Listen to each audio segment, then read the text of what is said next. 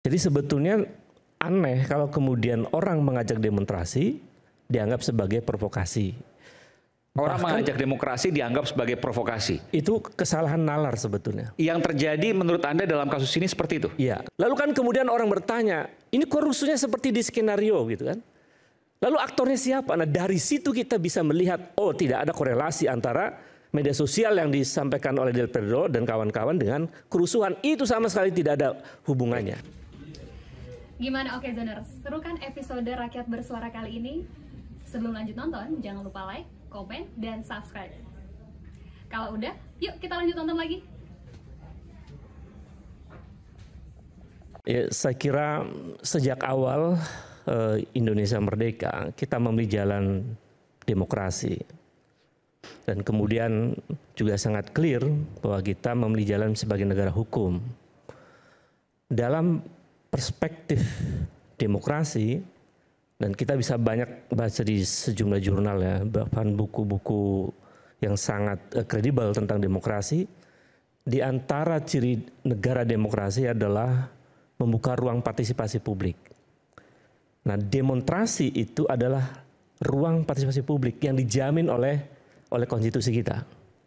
Jadi sebetulnya aneh kalau kemudian orang mengajak demonstrasi dianggap sebagai provokasi.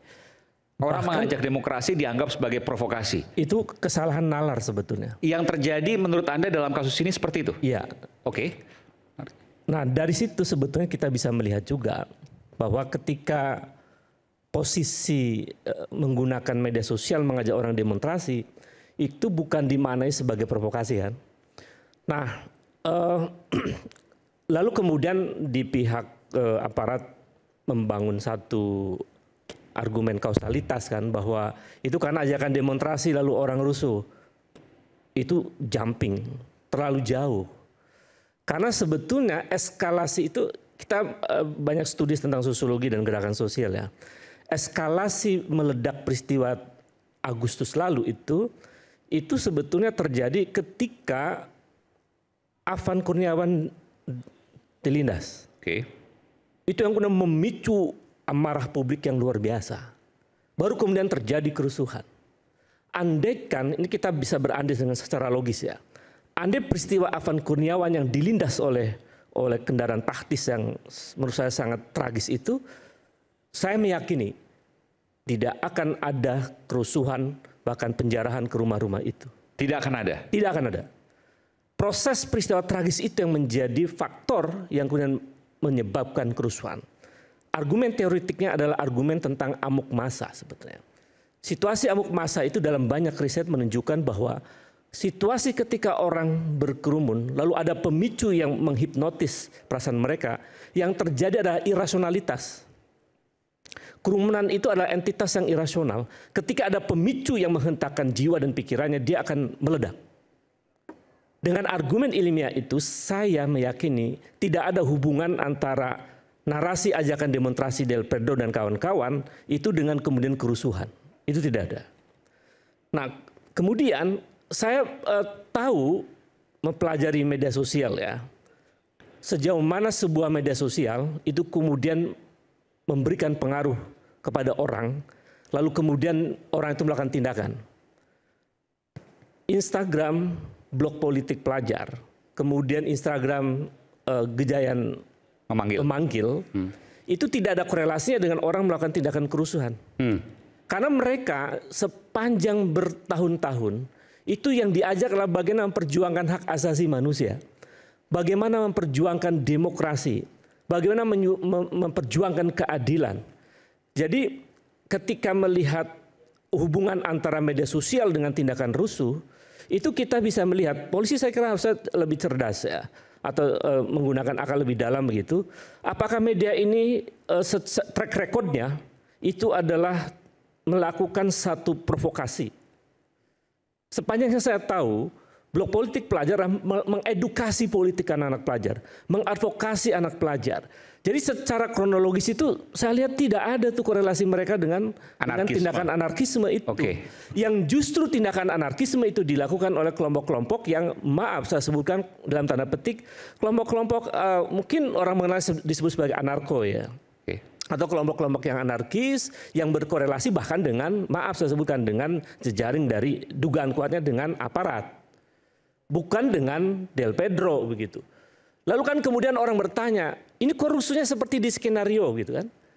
Lalu aktornya siapa? Nah dari situ kita bisa melihat, oh tidak ada korelasi antara media sosial yang disampaikan oleh Del Pedro dan kawan-kawan dengan kerusuhan. Itu sama sekali tidak ada hubungannya. Ini karena bicara soal psikologi massa, saya ingin ke Kepala BAIS 2011-2013, Laksamana Muda Purnawirawan, Soleman Ponto. Silakan Pak Soleman, Anda mau menyampaikan apa? Jadi kalau seandainya hanya mengajak demonstrasi lalu terjadi kerusuhan, bukan salah dari ajakan itu. Ya, karena di kita sekarang ini yang dihukum adalah yang mengajak. Kan yang berbuat itu. Yang mengajak, siapa yang mengajak? Kalau ajakan itu terbukti, ya itu yang jadi sasaran. Tapi kan begini, ketika dia mengajak untuk demonstrasi, bisa jadi terjadi demonstrasi aman. Ketika dia mengajak demonstrasi, bisa jadi terjadi demonstrasi yang rusuh. Karena tadi misalnya ada insiden Afan Kurniawan. Kan beda-beda. Ya bisa bukan saja. Bukan karena ajakannya, ini logika sederhana. Ya nanti kan di pengadilan baru akan diikutin apa masing-masing siapa berbuat apa di pengadilan kan bisa didalami nanti di situ. Ya ini perang bagaimana dari jaksa dan si advokatnya. Oke.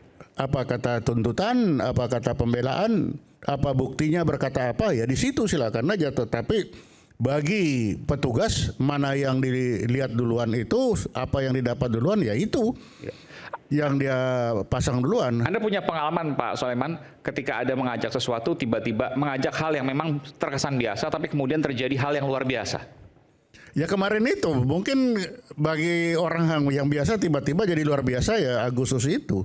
Tiba-tiba memang setuju tadi bisa akibat perindasan itu menjadi besar, bisa bersama-sama dengan yang lain juga itu juga menjadi satu alat pemicu.